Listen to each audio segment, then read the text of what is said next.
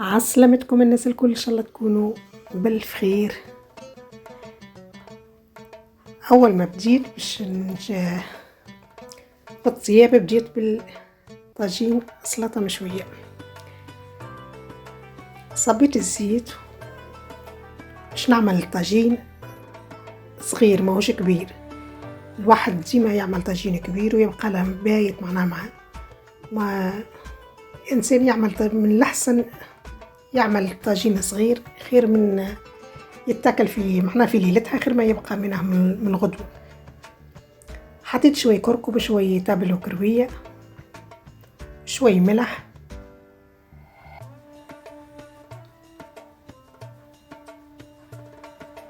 عملت طاجين هذايا بالكل في الكل عظم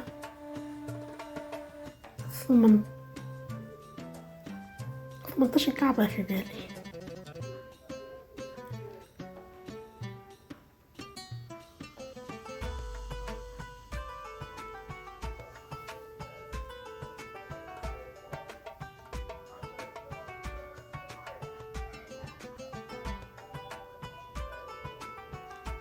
تشوفوا فيه فوحتها.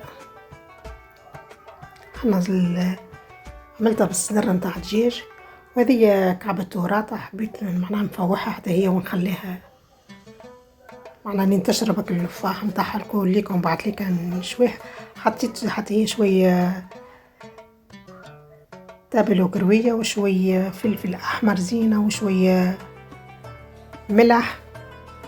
هذا يا سيء نتاع الطاجين طاب.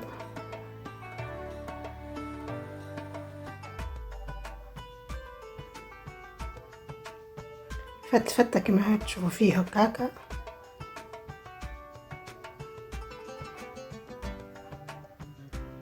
قلت 8 كعبات عظم، قلت 18 كعبة غالطة. وحطيت الفرماج، حطيت الكبار هذيك، عملت لكن كعبة واحدة عظم مصموطة وقصيتها طرف، عملتها صغير وهذيك أنا فلفل 3 6 شفتوا تبقى قداش صغيرة. أنا متاع ليلتها ميبقاش منها من غدوة، لكن اللي طبق هذايا ما ننصحكمش بيه كي تعملوا. راني عملت فيه وكل شيء جاني عالي وكل شيء، لكن في الوقت اللي انا جيت نحفيه لاصق فيه ما انا نحيتها بالسيف بالحرف. هو نعمل فيه في اللازانيا كذا، اللي انا اللطبق هذوما نعمل فيه في اللازانيا، لكن في الطاجينه ما جاش هاكا. شوفوا فيه كيفاش طاب ونفج معناها بالكتير. لكن نبعث ليك في النحيل، هو لما حين نحيتها سخونه نقص فيه، لكن مش كما الطبق الاخوري.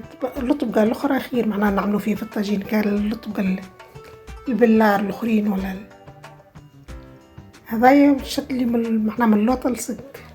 هذيك كعبه الوراطه نشوي فيها سيء حضر العشي. هذيك الشوربه نتاع برحة لولا، وهذاك الطاجين قصيته. شوفوا هذاك هو اللي عملته معناها ما خليتش منها ولا حاجه.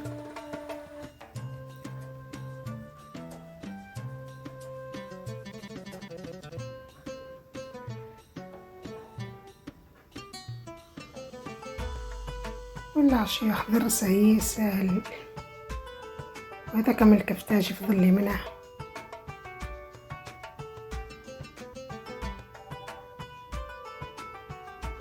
وشهية طيبة للناس الكل.